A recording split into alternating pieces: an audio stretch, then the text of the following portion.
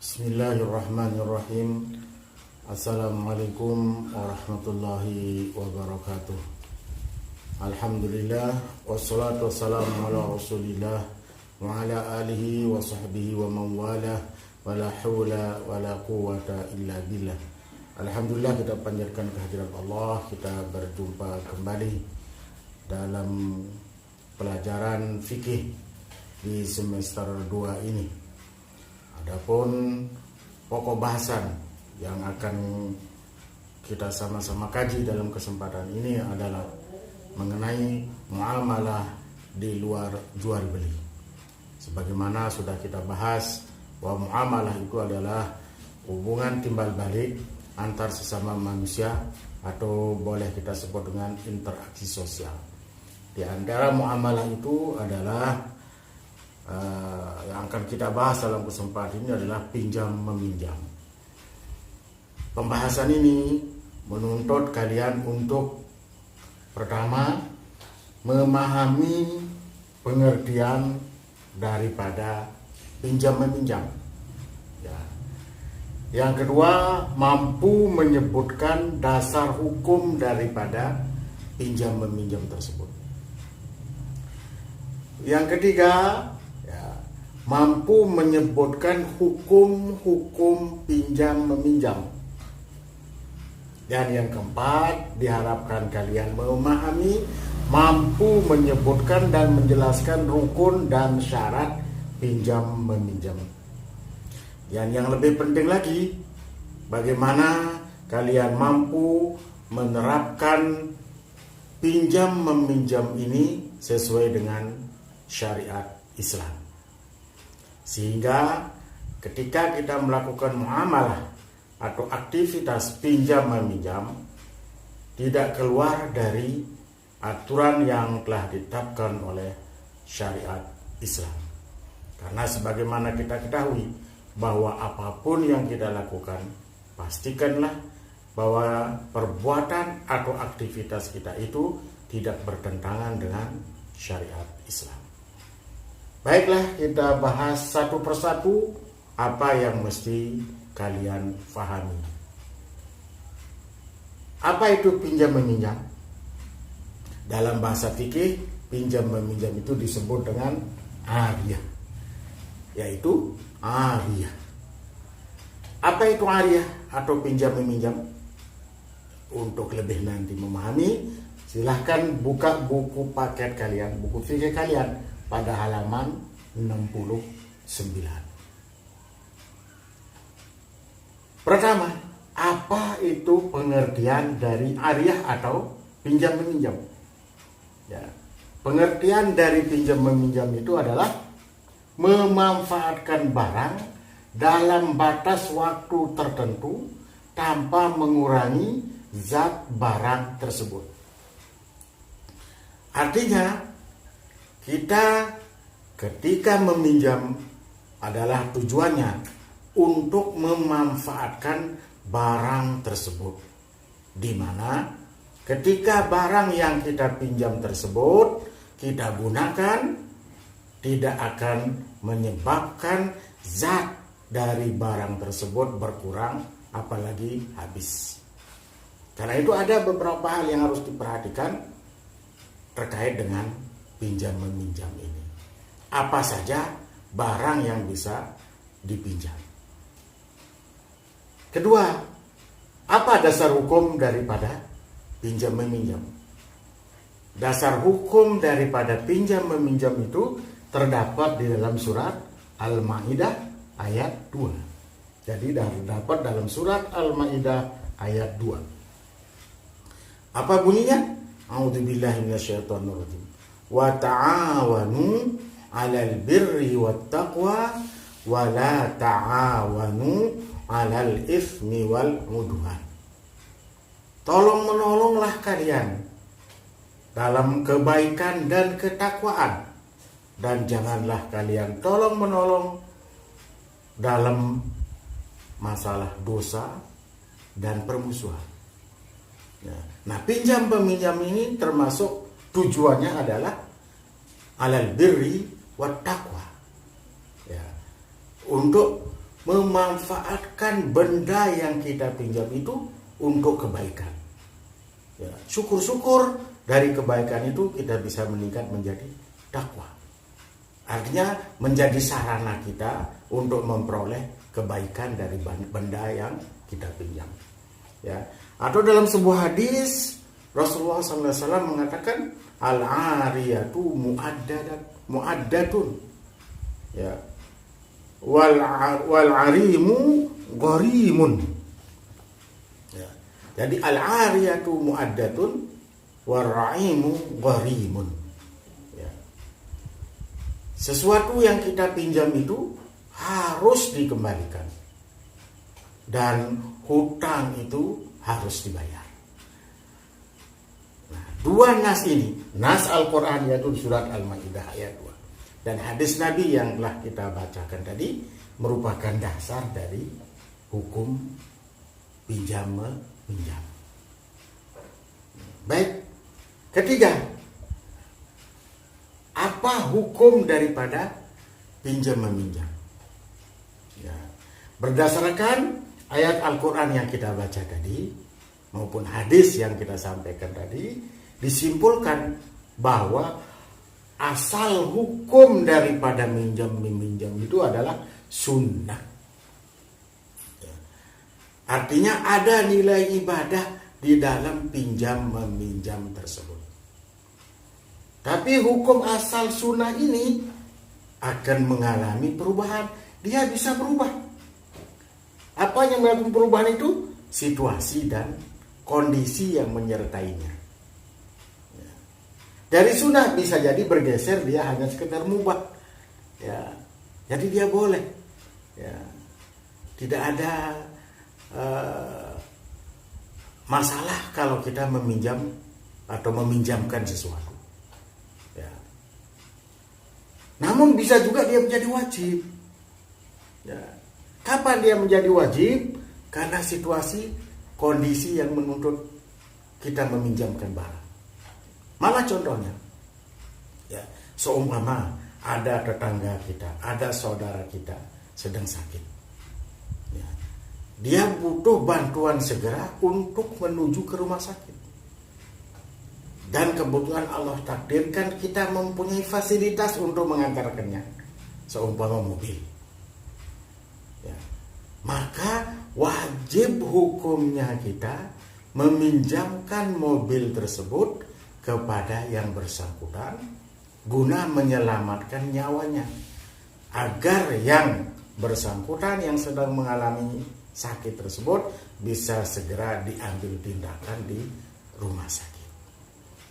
Nah, jadi dalam kondisi itu, dalam situasi seperti itu, maka hukum meminjamkan barang kepada orang yang membutuhkan itu adalah wajib. Yang artinya pada saat kita mampu untuk meminjamkan barang, kemudian kita tidak memberikan pinjaman itu kepada orang tersebut, maka hukumnya berdosa. Itu hukum meminjam itu berdasarkan situasi dan kondisi. Bahkan hukum meminjam itu bisa menjadi haram. Kapan hukum meminjam dan meminjamkan itu menjadi haram? Bila barang yang kita pinjamkan itu akan dipakai untuk keperluan maksiat. Ya, seumpama ada orang meminjam pisau, seumpama ini. Ternyata pisau yang dipinjam kepada kita itu adalah untuk melukai orang. Ya, maka hukum meminjamkan pisau kepada orang tersebut hukumnya haram. Ya.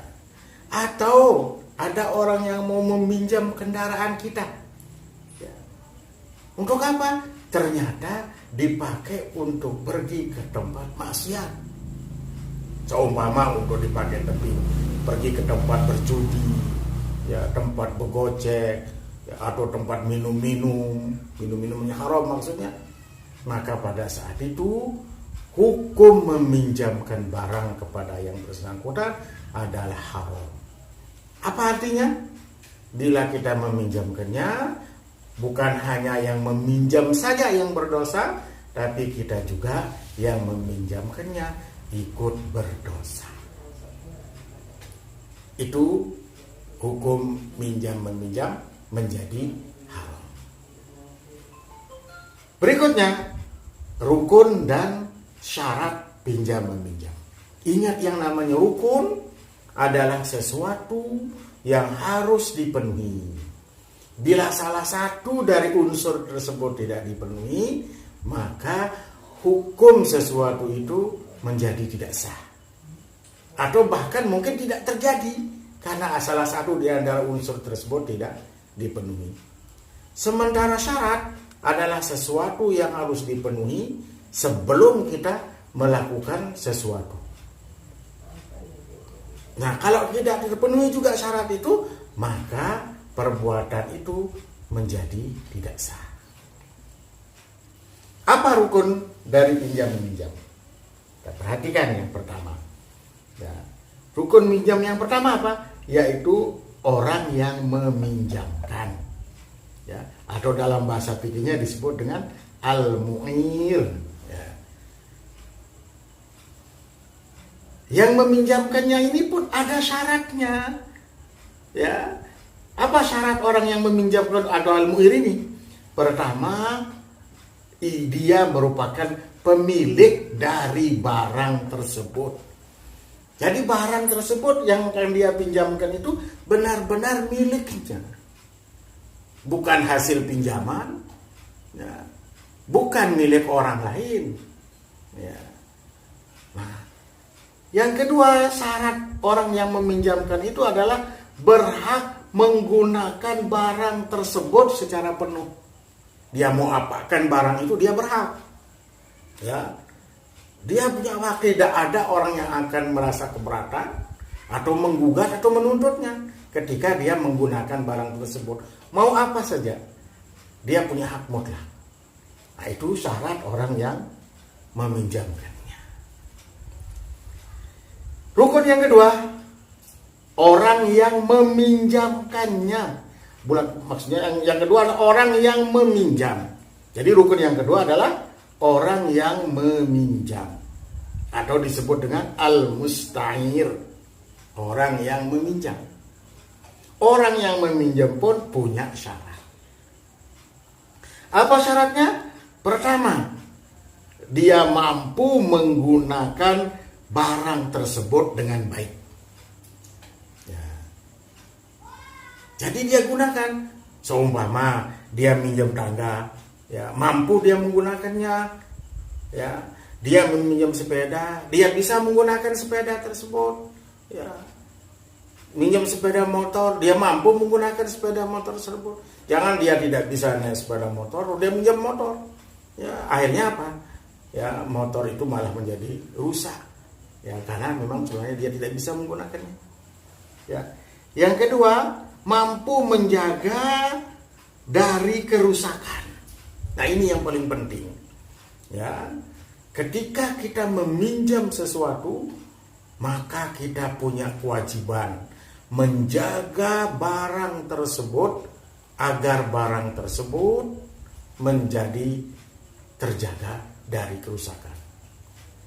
Nah, sering terjadi di antara dua ini, ya, yaitu orang yang meminjamkan. Kadang-kadang, ya, benda tersebut bukan milik kita, kita juga dapat minjam.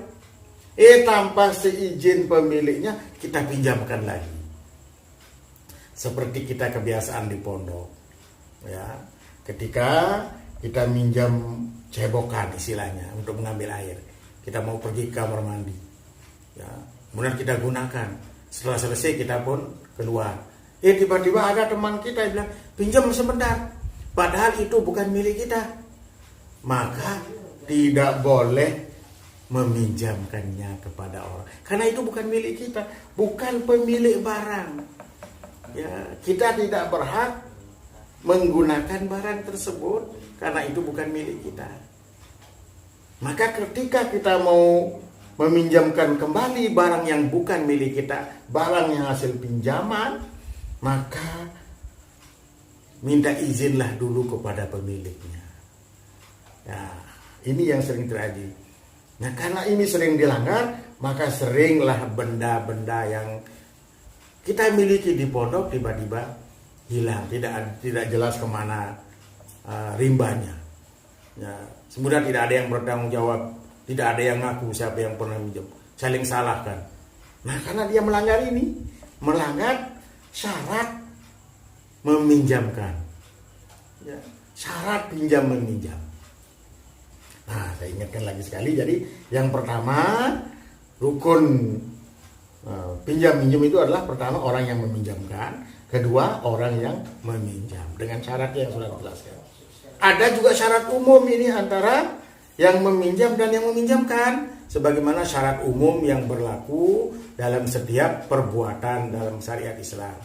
Pertama, dia orangnya berakal sehat, ya, dia tidak gila, ya, dia balik. Kenapa mesti balik? Karena benda yang akan kita pinjamkan itu membutuhkan tanggung jawab.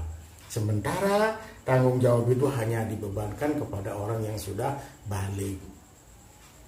Yang meminjamkan juga disyaratkan dia sukarela, ya, bukan karena dipaksa. Oh, kalau kita meminjam sesuatu kepada seseorang, kemudian cara kita memaksa, maka itu bukan meminjam namanya. Itu namanya ngerampas, ngerampok, ya, begal. Nah, itu hukumnya haram. Ya, sama dengan kita meminjam milik seseorang tanpa izin, itu bukan meminjam namanya, itu namanya maling, mencuri. Nah, ini harus hati-hati, ya. Rukun yang ketiga, ya, barang yang dipinjamkan, ya, atau disebut dengan al-musta'an. Al-musta'an, barang yang dipinjamkan, ya. Seperti yang sudah kita katakan tadi, bila salah satu komponen ini tidak ada, ya tidak terjadi pinjam meminjam itu. Ada orang ingin minjam, ya, kita juga lihat ada benda yang mau dipinjamkan itu, kita lihat, tapi tidak tahu siapa pemiliknya, berarti belum lengkap, maka tidak boleh benda itu dipinjam, ya. Atau ada yang mau meminjamkannya, tapi benda yang mau dipinjamkan itu sedang tidak ada, maka tidak terjadi pinjam meminjam. Ya. Nah, jadi yang ketiga ini adalah barang yang dipinjam. Ada syaratnya. Ya. Pertama, barang itu bermanfaat. Ya. Tidak bisa kita meminjamkan barang tidak manfaat. Untuk apa dipinjamkan? Karena tujuan orang meminjam itu adalah mengambil manfaat dari barang yang dipinjam. Syarat yang kedua, barang itu adalah utuh saat dimanfaatkan. Artinya tidak habis, ya, sehingga tidak bisa kita bilang, oh, minjam dulu makanannya, tidak bisa pangkalan dipinjam, ya. Atau sering kita minjam dulu sabunnya, padahal ketika sabun itu dipakai maka zatnya akan berkurang. Jadi syarat barang yang boleh dipinjam itu adalah ketika barang itu diambil manfaatnya, barang itu tidak rusak, tidak habis, atau tidak berkurang zatnya. Ya. Yang keempat, ada batas waktu. Ya, syaratnya adalah jelas batas waktunya itu sampai kapan. Ya. Sehingga tidak boleh kita meminjam sesuatu kapan mau dikembalikan. Loh, kapan saya mau, tidak bisa. Ya, harus jelas. Ya. Oh, saya minjem sebentarnya itu berapa? Ya, oh, saya mau pakai ke sini sebentar ya. Nah, jadi begitu selesai namanya sebentar, ya kembalikan langsung. Bila lewat dari batas itu, maka kita sudah melanggar syarat batas waktu meminjam. Ya, ini yang diperhatikan ini. Kenapa perlu ada syarat batas waktu? Karena supaya jelas, ya, barang itu masih utuh atau enggak, masih ada atau enggak. Ya. Seumpama kita meminjam 1 hari, setelah 1 minggu baru kita mau kembalikan, ternyata setelah mau dikembalikan tidak ada barangnya. Nah, supaya jangan itu terjadi, maka dibatasi waktunya, disebut batas waktunya, supaya pemiliknya juga tahu, oh, barang saya masih dipinjam. Ketika kalau tidak ada batas waktunya, ternyata sampai 2 hari, 3 hari belum dikembalikan, bisa jadi pemilik barang was-was, ya barang saya ada di mana? Ya, masih tidak utuh barang saya, masih tidak ada di tempat tersebut. Atau jangan-jangan sudah dijual barang saya, hanya pemiliknya menjadi suudzon. ya, berburuk sangka. Nah itu tidak boleh, karena itu ada batas waktu.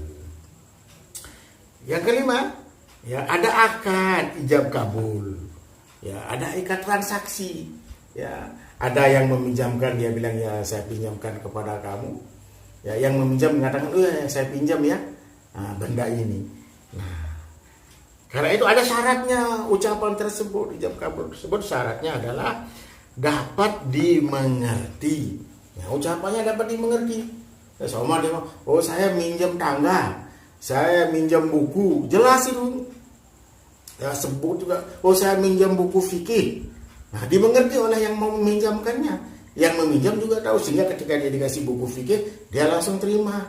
Karena dia tahu bahwa yang dipinjam adalah buku fikih. Ya, yang memberi pinjaman juga tahu bahwa yang dipinjam itu adalah fikih, maksudnya ini. Ya, sehingga jelas. Ya. Nah, itulah beberapa hal yang terkait dengan pinjam meminjam. Ya, sekali lagi ingat ya, setelah selesai pembahasan ini, yang paling penting kalian harus pertama bisa menjelaskan apa pengertian dari pinjam meminjam. Yang kedua, mampu menyebutkan dasar hukum dari pinjam meminjam, sebagaimana yang sudah dijelaskan dalam surat Al-Maidah ya. Yang ketiga, mampu menjelaskan, menyebutkan hukum dasar dari pinjam meminjam dan perubahan hukum daripada minjam meminjam karena situasi dan kondisi tersebut. Berikut yang terakhir adalah mengetahui rukun daripada pinjam meminjam.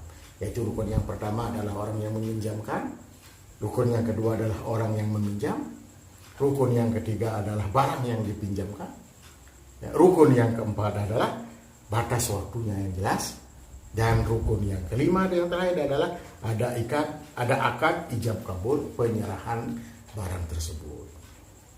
Nah itu beberapa hal yang saya jelaskan kepada kalian terkait dengan pinjam meminjam tersebut. Nah ada beberapa hal sudah saya pertegas lagi tentang pinjam meminjam itu, ya, bahwa pertama barang yang kita pinjam itu hendaknya kita manfaatkan untuk hal-hal yang baik. Ya, jadi hal-hal yang baik, jangan meminjam sesuatu untuk hal-hal yang tidak baik, supaya orang yang meminjamkan benda itu juga ikut mendapatkan kebaikan, mendapatkan pahala dari manfaat benda yang kita pinjam. Kedua, kita yang meminjam harus berhati-hati menggunakan barang tersebut. Ya, jangan sudah tahu dirinya minjam terus menggunakannya seenak perutnya, seenak maunya. Jangan, itu tidak boleh itu. Ya, gunakanlah barang itu dengan hati-hati, pelihara dia. Ya, seumpama kita meminjam barang orang dalam keadaan bersih, ya, nanti ketika mengembalikannya juga dalam keadaan bersih. Atau barang yang kita pinjam ternyata mengalami kerusakan, ya, maka kewajiban kita memperbaiki kerusakan tersebut. Atau barang yang kita pinjam itu hilang, menjadi kewajiban kita untuk menggantinya. Nah, jangan tidak sebenarnya mengatakan mana yang kamu pinjam kemarin, terus saya nanya belum ada tahu saya di mana, mungkin saya taruh, lupa saya. Nah, tidak bisa, karena itu menjadi tanggung jawab kita. Ya, dan yang berikutnya, bila sudah selesai memakai barang tersebut, wajib segera mengembalikan barang tersebut. Ya, jangan disimpan di tempat kita, karena kita tidak tahu. Ya, bisa jadi sudah kita simpan, ya, ternyata hilang. Nah, makanya begitu selesai kita menggunakan, kembalikan kepada yang bersangkutan dan ngomong ketika mengembalikannya. Ini yang saya pinjam tadi, saya kembalikan ya, ingat ya. Nah, begitu supaya nanti ketika hilang kita tidak bertanggung jawab karena kita sudah mengembalikan barang tersebut, ya. Oh, mungkin pada suatu saat kita meminjam, ya, tapi kita belum sempat mengembalikannya. Malah kita janji minjem sebentar, tapi belum kita sempat mengembalikannya. Ya, maka perlu pemberitahuan kepada orang tempat kita meminjam, supaya pemilik barang juga tenang. Oh ya, ternyata masih dipinjam, tidak apa-apa. Nah, inilah anak-anak sekalian pelajaran kita hari ini. Ya, mudah-mudahan apa yang saya sampaikan ini dapat kalian pahami. Dan yang lebih penting lagi adalah kalian bisa menerapkannya dalam kehidupan sehari-hari. Sebelum mengakhiri, saya kasih tugas kepada kalian ya untuk mencatat. Ya, apa yang perlu dicatat? Pertama, kalian ceritakan apa yang pernah kalian pinjam. Ya, hal-hal yang pernah dipinjam, kalian apakan benda-benda tersebut, ceritakan. Ya. Kedua, kemukakan contoh-contoh ya yang selain yang sudah saya contohkan tadi. Ya, contoh-contoh ya hukum pinjam meminjam itu menjadi sunnah, ya, menjadi haram, menjadi wajib. Nah, itu dicatat, ya, ditulis, ya, contoh-contoh yang terkait dengan meminjamkan sesuatu itu hukumnya menjadi sunnah. Contoh meminjam menjadi wajib, dan contoh pinjam meminjam menjadi haram. Nah, nanti kamu catat, ya, kamu diskusikan sama temanmu, tentu berdasarkan pengalaman, bisa jadi pengalaman kita sama, ya mungkin juga berbeda. Tidak apa-apa kalian diskusikan. Nah, nanti catatan-catatan itu kalian tulis dalam kertas folio, nanti diserahkan ketika kalian kembali ke pondok. Mari kita bersama-sama berdoa, mudah-mudahan Allah selalu memelihara kita, selalu menyehatkan kita, memberi rahmat, taufik darinya kepada kita dan seluruh keluarga kita. Dan kita doakan guru-guru kita, semoga beliau selalu dalam keadaan sehat, terhindar dari segala musibah. Demikian, wabillahi taufiq wal hidayah. Subhanakallahumma wa bihamdika asyhadu an la ilaha illa anta astaghfiruka wa atubu ilaik. Assalamualaikum warahmatullahi wabarakatuh.